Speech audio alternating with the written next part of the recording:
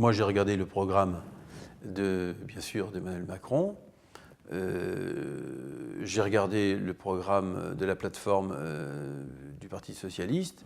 Je n'ai pas vu des différences fondamentales qui m'amèneraient à dire là, il y a une ligne rouge que je ne veux pas franchir.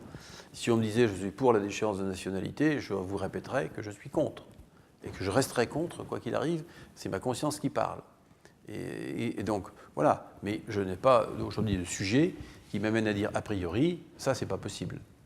Je sens parfaitement, oui, moi, le chemin que Emmanuel Macron veut faire prendre à la France. Je crois qu'il a parfaitement compris justement ce qu'il ne fallait pas faire. Il doit, lui, aujourd'hui, restaurer, non pas la confiance vis-à-vis des pays européens, c'est fait, mais il doit au contraire maintenant dépasser ce stade. On est en capacité de le faire. On est en capacité de parler d'égal à égal avec nos amis allemands. On est en capacité de refaire le couple franco-allemand pour tirer l'Europe vers le haut. Aujourd'hui aussi, je pense qu'il est en capacité de faire comprendre que cette Europe doit parler d'une seule voix face aux États-continents qui viennent de s'élever, qui s'érigent autour de nous, l'Inde, la Chine, la Russie hégémonique de Poutine, et puis la posture de Trump aux États-Unis.